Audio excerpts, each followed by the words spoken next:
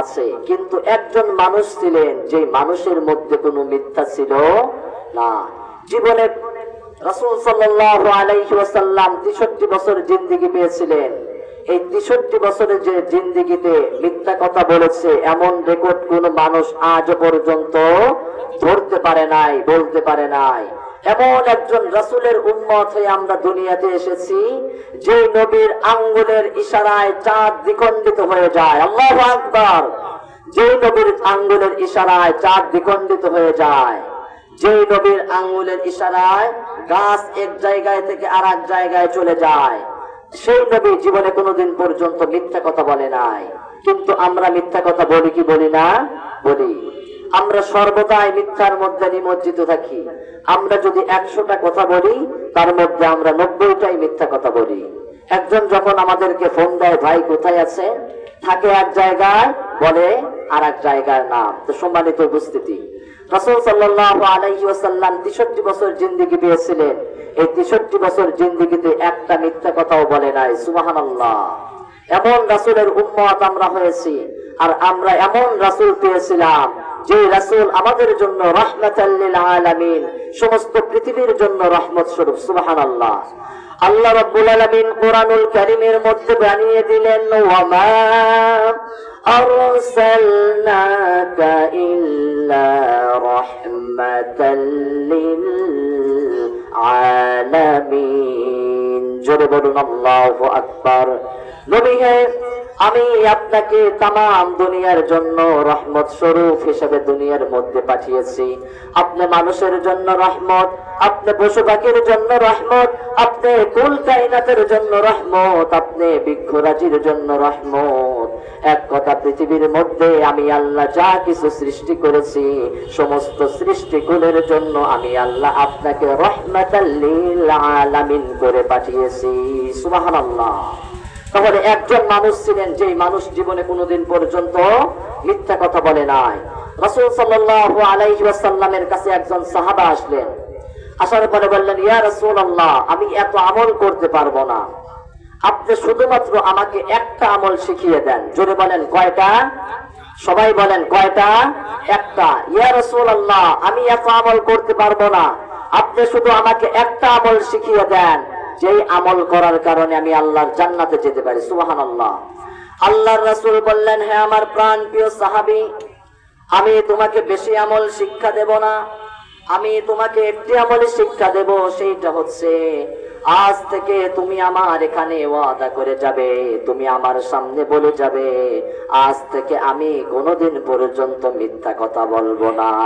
সুবহানাল্লাহ। আমরা মিথ্যা ছেড়ে দিয়ে আল্লাহর ওলি হতে চাই, ঠিক কিনা? আল্লাহ পাক কোরআনুল কারীমের মধ্যে বলেন, ইয়া আইয়ুহাল্লাযীনা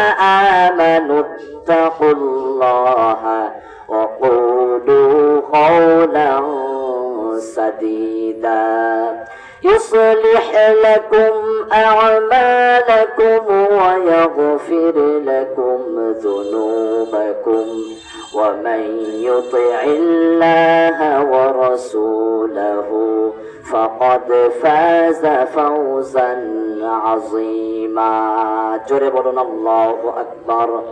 আল্লাহ পাক বলেন, ইয়া আইয়ুহাল্লাযীনা আমানুত্তাকুল্লাহ, হে ঈমানদারগণ, ইত্তাকুল্লাহ, তোমরা আল্লাহকে ভয় করো, আমি আল্লাহকে ভয় করো। আল্লাহকে ভয় করার অর্থ হলো আল্লাহ পাক আমাদেরকে যা কিছু আদেশ করেছেন সমস্ত আদেশগুলো মাথা নত করে মেনে নিতে হবে, আর যা কিছু নিষেধ করেছে সবকিছু ছেড়ে দিতে হবে, মাইনাস করতে হবে। যদি আমি আপনি আল্লাহর আদেশ করা জিনিসগুলো মেনে নিতে পারি, আর যদি আল্লাহর নিষেধ করা জিনিসগুলো যদি আমি আপনি মাইনাস করতে পারি, ছেড়ে দিতে পারি, তাহলে এটাই মাত্র কেবলমাত্র প্রকৃতপক্ষে আল্লাহকে ভয়। আল্লাহ বললেন, ঈমানদাররা, তোমরা আমি আল্লাহকে ভয় করো, ইত্তাকুল্লাহ, আল্লাহকে ভয় করো। আর তোমরা কি করো?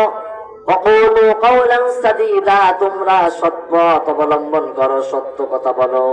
যখন তোমরা কথা বলতে যাবে তখন তোমরা ইনিয়ে বিনিয়ে পেঁচ কাটিয়ে কথা বলো না। যখন তোমরা কথা বলতে যাবে তোমরা সবাই সোজা সাপটা সত্য কথা বলো। সুবহানাল্লাহ। যদি আমার জবান সোজা হয়ে যায়, যদি আপনার জবান সোজা হয়ে যায়, তাহলে আল্লাহ পাক আমাদেরকে দুইটা পুরস্কার দিবেন। জোরে বলেন কয়টা? আর যদি আমার জবান সোজা হয়ে যায়, আমাদের সবার জবান যদি সোজা হয়ে যায়, সত্য কথা যদি আমি আপনি বলতে পারি, তাহলে আল্লাহ পাক আমাদেরকে দুইটা পুরস্কার দিবেন।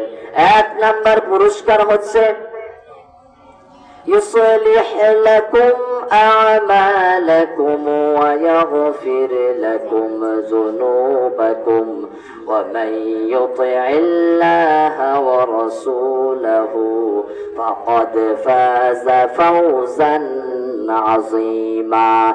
এক নাম্বার পুরস্কার হলো তোমাদের মধ্যে জীবনের মধ্যে যদি তোমরা কোনো নেকামল করে থাকো, তাহলে আমি আল্লাহ সেইটা বাড়িয়ে দেব।